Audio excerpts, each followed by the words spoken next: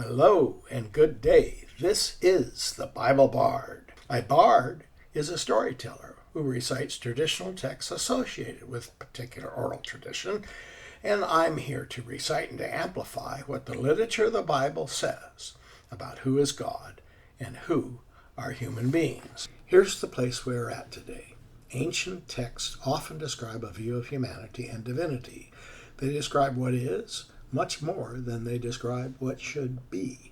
The Bible not only describes humanity as it sees it, but also describes how humanity should be different from what it is, and then provides not only a goal, but the means to achieve that goal. The goal is so lofty and the means so very unusual that the entire project, viewed skeptically, seems fantastic and unattainable. Yet here are some sample verses that describe the Bible's goal for humanity. In 1 Peter chapter 1, verses 15 and 16, the text states, quote, "But just as he who has called you is holy, so be holy in all that you do. For it is written, be holy because I am holy." Unquote. Comment: the goal of the Bible for humanity is that all people should be like God morally, spiritually. See lessons 2, 11, and 18 and 19. Then we read in Matthew 20:28, quote, "Just as the Son of Man did not come to be served, but to serve, and to give his life a ransom for many." Comment: based upon the Bible's view of God's nature, that's lesson 9, including his justice and his love, lesson 13, as opposed to the human situation, see lesson 18 and 12. Jesus' death reverses humanity's plight and enables the change in morals for those who believe in him.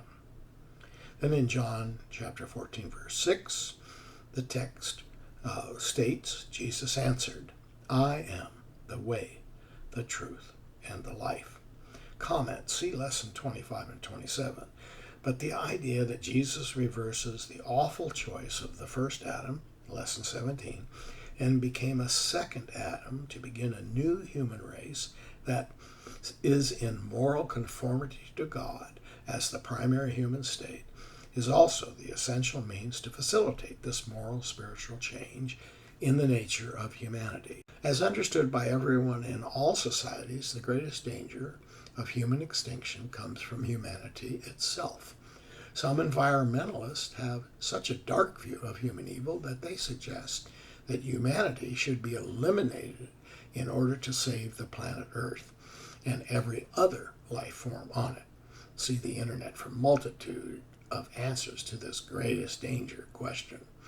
Other responses to this danger offer a few other solutions to this dilemma from just ignoring it as an allusion to the imposition of fascistic, despotic, elitist values to force a worldwide change in human behavior.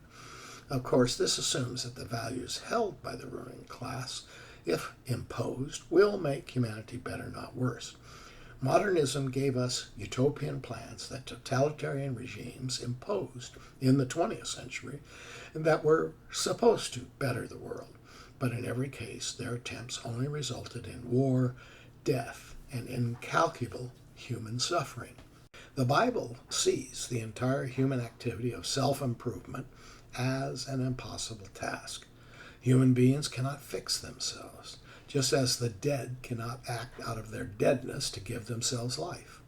Some social critics tell us that they have learned from the fascist and the communist and can now, using better social and economic tools, improve the world where their utopian forebears failed.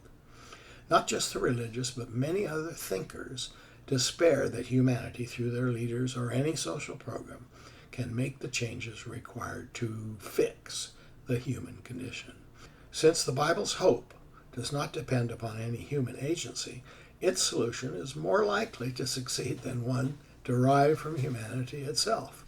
When you read the Bible, this unworldly perspective comes through, convincing many readers that what the Bible offers is real life, which comes from a true understanding of the problem. The Bible solution offers a new way that is based on a power that has a non-human, even alien, origin. This is the way the BibleBard works. Brief recitations, closely focused, no distractions, no rabbit trails. Send the BibleBard any questions or remarks you care to offer to BibleBardUS@gmail.com. Glad to hear from you. Thanks in advance for following and sharing content from the BibleBard community. Thanks for listening. The BibleBard does not get information about Jesus from religion or some theology people have developed in the past. The Bible itself, in its plain literary expressions, in its text, is the source of all revealed knowledge about God. We're archaeologists trying to get to that source. Once you know what the Bible says, because you have read it or heard its clear teaching for yourself, you are no longer dependent on religious ideology for your information. Get what the Bible says.